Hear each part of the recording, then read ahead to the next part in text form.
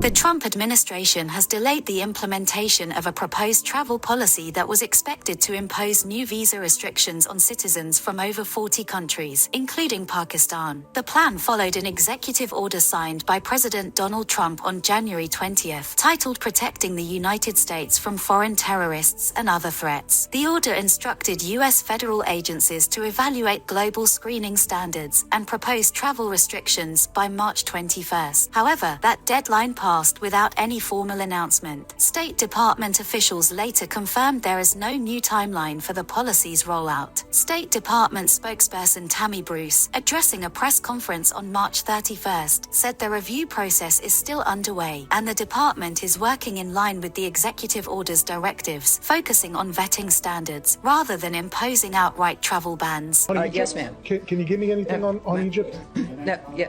Thank you, Terry. So you had said earlier this month that the deadline for the State Department to submit a report to the president detailing recommendations for visa and travel restrictions, as outlined in an executive order he signed in January, had been moved from March 21st. What is the new date for that report, and what is the status of those recommendations? Well, what I said at the time when asked is that that was a target date that is no longer applies, without giving you details. So there was no deadline in that regard, but the State Department, like every department in President Trump's administration, are acting on executive orders, including this one. Why was it postponed? I can't speak to that, but I can tell you that we're working on what the executive order asked for, which is not travel bans, of course, but the nature of restrictions from other countries, whether or not they meet the standard of security and vetting that's required for entry into the United States. So has a new date been set yet?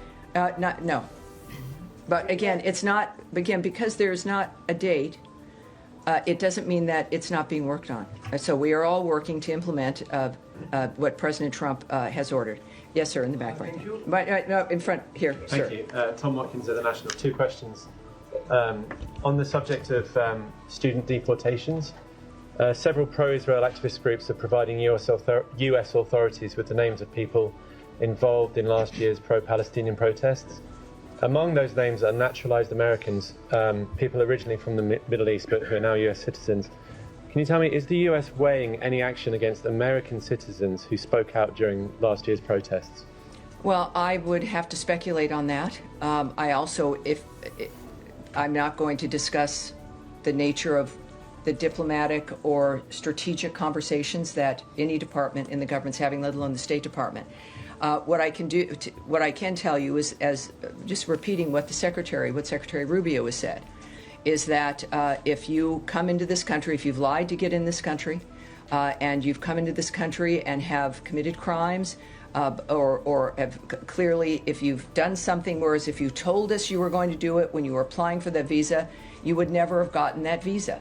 And we're going to be very aggressive in the nature of acting on that. He's made that very clear, but I won't discuss the nature of decision-making in that framework or speculate on the nature of what the department will be doing. Even someone who's become a naturalized U.S. citizen could still be. Don't draw conclusions, because I'm not answering your question. Okay. That's a big mistake. I'm not answering the specifics of your question.